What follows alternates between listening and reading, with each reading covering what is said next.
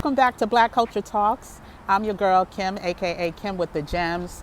And it's such a beautiful day in New York City. Yes, I'm back in the concrete jungle, missing Mexico. For those of you who don't know, haven't seen my video, I took a little sabbatical, a mini excursion to Playa del Carmen, Mexico. I was there for just over 5 weeks, and I'm going to tell you all about it. Let's just do a recap. It's going to be a two-part recap because otherwise this video would probably be close to an hour. I'm going to try to keep it around 10 minutes because I did want to break up my real thoughts, my honest thoughts about the good and the not so good in Playa del Carmen. If you feel like commenting, if you have questions about Playa del Carmen, please go ahead and ask, and I'll be sure to, answer as soon as I can. So I was deciding if I should cover the good first or the not so good. But you know what? Let's go ahead and get the not so good out the way. There's a few things about Playa del Carmen that I think everyone should know before,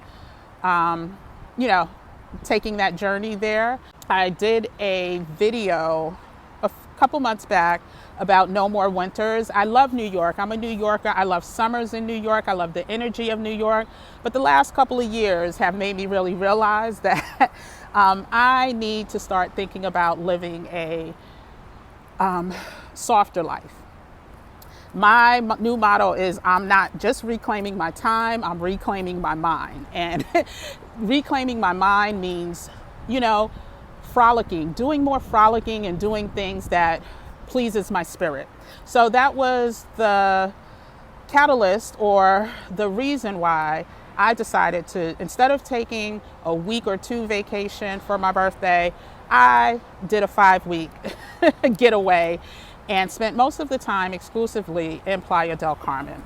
While I loved so many things about Playa del Carmen, and I'll share those with you in the video that I'll post next week, there were a few things that, I don't know, makes me realize that I probably could not live there year round, but I definitely could, spend some months in Playa. So let's see, I'll say there were about 4 major things that were not my cup of tea as it relates to Playa. And those 4 things, in no particular order, I will share with you now. So let's start with the dates of my time in Playa del Carmen. I arrived in Playa del Carmen on May 2nd. I was scheduled to leave on June 2nd. However, that first week went by so fast that I was like, nope. We're going to extend this. So I ended up leaving Playa on June 8th. It's kind of noisy around here, so if you hear some car horn, there you heard just a horn. I'm in New York, y'all. I'm back in the hustle and bustle of the city, so it is what it is. But let's get back to the 4 reasons or the 4 things about Playa that I didn't love. I'm not going to say you won't love it, but it's 4 things that I did not love about Playa and why I probably could not live there year round. Number 1, that humidity and that heat. Whoo, child. While I love a good summer day, that humidity is for the birds. That humidity is something different. Now, when I first got to Playa, it was May 2nd. The weather was different, quite different than it was early June. And some people say it had to do with climate change, right? That it started, hurricane season actually came earlier. My last week in Playa, there was a hurricane in Mexico. They said that was the earliest hurricane on record. I may put, a clip of the news article for you to see that. So yeah, so the weather was intense. I mean, intense to the point where you literally would have to take anywhere from 2 to 3 showers, 2 at minimum. That's morning and evening, right? But anytime you came back to your apartment or your house or whatever, a shower was necessary. The humidity is literally like walking into a sauna or a steam room when you leave your apartment. For people who live in places like Houston or other places that have humidity and you get used to it, this may not be a problem for you. I'm from New York. Humidity is not that bad. And I prefer dry heat over wet heat. As soon as you walk a couple blocks, you're sweating, your cute outfit is no longer, as cute. So humidity was a big factor. So when I first got there, the average temperature, and I probably can show you clips because I think I messaged some people the average temperature when I first got there. It would be in the 80s with humidity, in the high 80s to low 90s. By the time I left, it was a completely different story. Humidity was 101, maybe, even higher. And that's just, to me, a little too much. It's a little unbearable and would make me not want to enjoy the outdoors the way I did the first couple of weeks that I was there. So humidity was a problem for me. Also related to the timing that I was there, there was an enormous amount of seaweed or sargassum, and it was an excessive amount. You could not really enjoy swimming in the ocean. It would stick to you. Some people said that it would change their skin color or leave like allergic reaction, bumps or scars, and it wasn't cute. It wasn't cute. And I love the beach. I was literally a 6-minute walk away from the beach. And every morning I would try to go and watch the sunrise. But because of the seaweed and sargassum, the peace and the tranquility that you're supposed to feel when you're, at one with nature and watching the sunrise. And I might have said sunset before, but I would go watch the sunrise every morning. Well, that was hampered by the trucks, the loud noises of the trucks at 6 o'clock in the morning that were there to clean up the seaweed. So be sure if you do go to Playa del Carmen, check there's a sargassum map. I will link that. Who knew, right? I had no idea. There's a map that shows you where the seaweed and sargassum accumulations are high, and they update it daily so you know what parts of the world are experiencing excessive amounts of accumulation of seaweed. So normally the timing, because of, climate change and global warming, the timing was different. We got it, I think, a little earlier than normal. Number 3, Lord Jesus, the sidewalks. The sidewalks will test your patience, your balance skills, your ability to catch yourself before you hit the pavement skills. And I'm from New York. I'm not mad at sidewalks. We love sidewalks. We even have some messed up sidewalks, some choppy sidewalks here in the city, but it's a whole different level in Playa del Carmen. It's just like they dig up sidewalks and forget to repave them, or some of them don't even look like they were ever paved. And then there's some cobblestone sidewalks with bricks, and they're elevated one part, they're not elevated. So you have to literally pay attention when you're walking. My preferred method was walking in the street. Now, not everybody can do that. As a New Yorker, walking in the street doesn't bother me. You have to, definitely be careful, but that was my preferred method, or else I probably would have broken a toe, twisted a knee, twisted an ankle, fell on my knees. And there were some people, unfortunately, that did end up in the hospital with twisted ankles or broken bones because of their accidents that they had due to the unevenness of the sidewalks, which led to people tripping and falling and things like that. Let's go to number 4.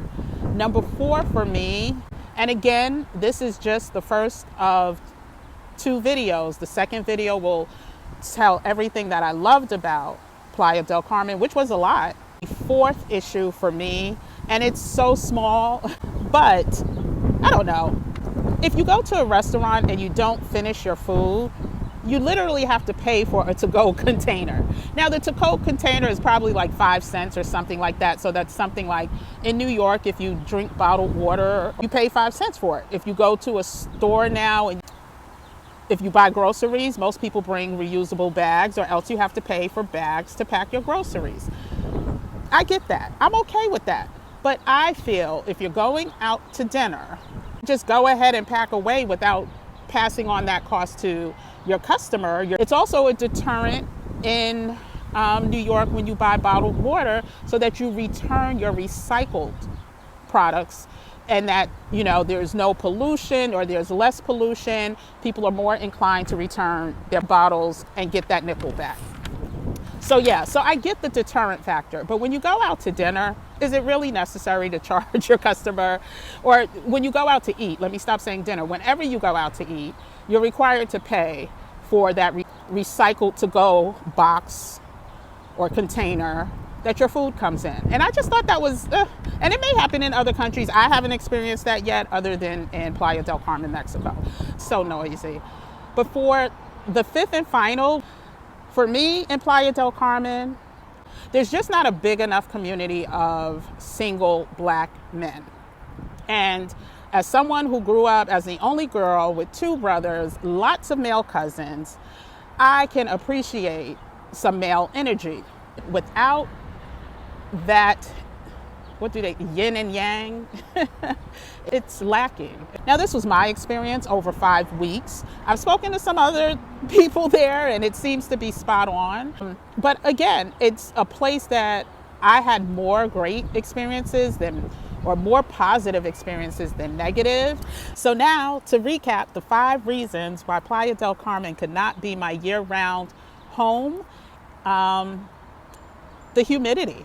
The humidity during the late spring through summer months is just too unbearable for me, which also, like I said, leads to hurricanes. Second, the seaweed, the sargassum. Oh, by the way, did you all go ahead and subscribe to the channel and turn on your notification bells? But anyway, the sargassum was problematic. I love going to the beach. The sargassum also has a horrible smell. Number 3, the sidewalks. Oh my gosh. If they could just fix the sidewalks and the humidity and the sargassum, no. But no, the sidewalks, you definitely have to look down. And I don't like looking down when I'm walking. You know, I want to look, see, you know, the stores I'm passing. I want to look up and see the sun and the rainbows and all that good stuff. But no, you really can't do that in El Centro, Playa del Carmen. Number 4, the fee that is included when you take home either leftovers or you order food to go at restaurants should just be eliminated or factored into the price in some way, shape, form, or fashion. But it just doesn't make sense to add another 5 cents if I'm already spending, you know, in your establishment to eat. Am I supposed to bring my own, you know, aluminum pan? I don't know. I don't get the deterrent factor. I'm confused by that. And then the 5th and final was the ratio of single Black men to single Black women and building a community in that area. But these are areas that, like I said, were problematic for me. They may not be problematic for you. I have way more than 5 reasons why Playa del Carmen is the place to be. And I'll share those with you, like I said, on an upcoming video. But I just don't want you thinking that this is Bash Playa del Carmen, because that's not what this is. Again, I end up extending my trip from 4 weeks to over 5 weeks. I'm so glad that I did. I want everyone to try to find a way to do more than just take a week vacation.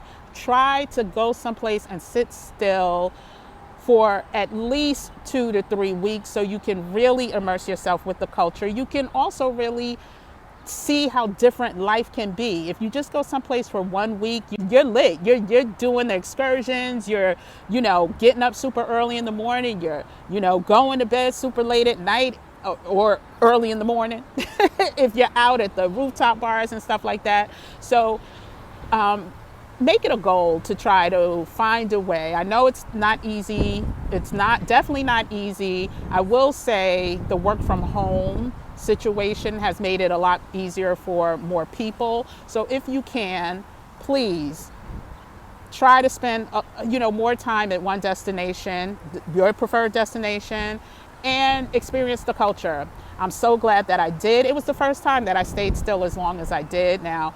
And I can't wait to do it again. So with that being said, I wanted to come and share things that you need to know about Playa del Carmen before you travel there, that may not be what everyone's talking about, but I definitely wanted you to know. For now, I'm Kim, aka Kim with the Gems, and I can't wait to see you again.